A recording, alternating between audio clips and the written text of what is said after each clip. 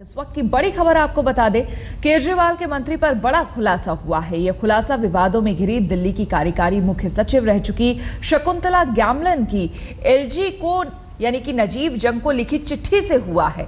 आज तक के पास मौजूद है ये चिट्ठी। गैमलिन ने चिट्ठी में केजरीवाल सरकार के उद्योग मंत्री की शिकायत की है। उन्होंने लिखा है कि सत्येंद्र जैन औद्योगिक जमीन को फ्री होल्ड करने के लिए दबाव डालते रहे। गैमलिन ने लिखा है कि जमीन का मुद्दा दिल्ली सरकार के पास ना होकर एलजी के पास है, लेकिन डीडीए को दरकिनार करते हुए उन पर बार बार दबाव डाले गए। हम आपको बता दें कि आईएएस अधिकारी गैमलिन और दिल्ली सरकार में लगातार खींचतान चलती रही है। दिल्ली के कार्यकारी मुख्य सचिव पद पर गैमलिन की नियुक्ति को लेकर भी काफी हंगामा हुआ था। मुख्यमंत्री केजरीवाल ने तो खुले मंच से गैमलिन पर बिजली कंपनियों के लिए लॉबिंग करने का आरोप तक लगाया था, लेकिन इस बीच ये चिट्ठी सामने आई।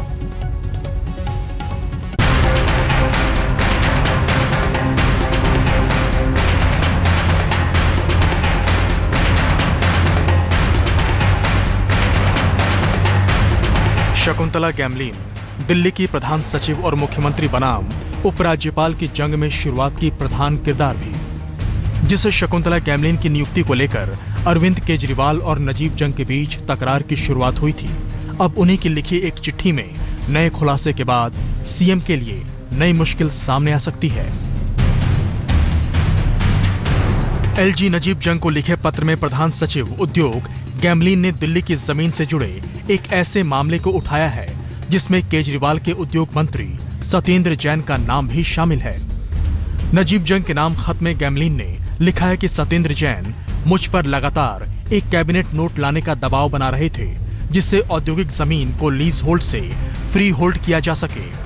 पत्र में गैमलिन ने साफ लिखा है कि भूमि का विषय दिल्ली सरकार के अधीन है ही नहीं, लिहाजा इस मामले में कैबिनेट नोट लाना सही नहीं है।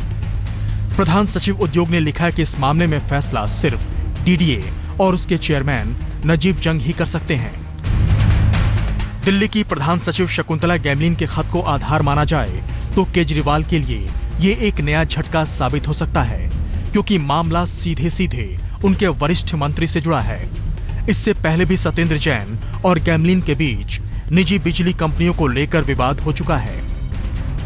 हम आपको बता दें कि दिल्ली में 18 औद्योगिक इलाके हैं और इनमें हजारों औद्योगिक प्लॉट हैं जो सभी लीज पर हैं।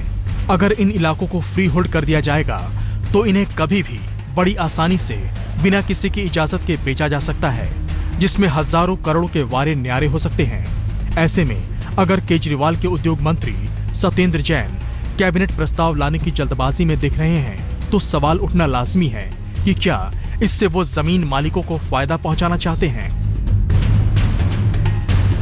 आरोप संगीन है और पहले से ही अहम और अधिकारों की जंग में कई विवादों से घिरे मुख्यमंत्री केजरीवाल के लिए इनका जवाब देना आसान भी नहीं होगा। दिल्ली से कुमार कुणाल के साथ आज तक ब्यूरो। इस वक्त हमारे साथ जुड़ गए हैं हमारे संवाददाता कुमार कुणाल। कुणाल, अगर दिल्ली सरकार और केजरीवाल की खासतौर पर बात करें तो दो झटके, सुप्रीम कोर्ट और हाई कोर्ट से एक झटके पहले ही लग चुके हैं और ये तीसरा झटका कहा जाएगा गैमलिन की ये चिट्ठी। इस पत्र में और क्या कुछ लिखा गया है साफ तौर पर ये बताएं।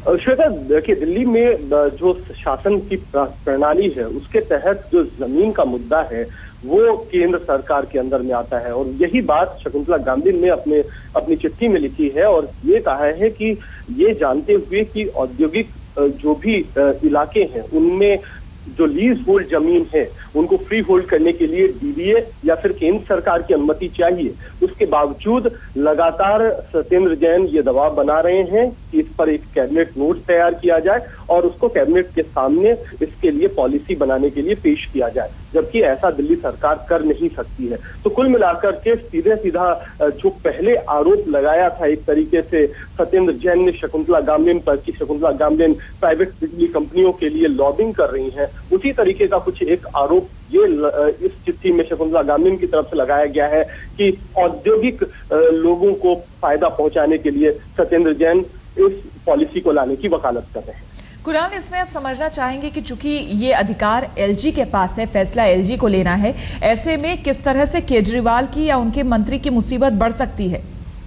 देखिए, डीडीए के जो चेयरमैन होते हैं, जो अध्यक्ष होते हैं, वो उपराज्यपाल होते हैं और दिल्ली में जमीन का मामला डीडीए देखती है। तो ऐसे में अगर कोई पॉलिसी बननी है जमीन को लेकर के तो वो डीडीए के जरिए बनाई जा सकती है, जो कि शकुंतला गैमलिन ने भी अपनी चिट्ठी में लिखा है। और अगर इस तरीके का कोई मामला सामने आता है तो निश्चित तौर पर केंद्र सरकार इसमें दखल कर सकता है और ये पूछ सकता है दिल्ली सरकार से कि आखिरकार ऐसी क्या वजह है जो केंद्र के अधिकारों में दिल्ली सरकार दखल अंदाजी कर रही है।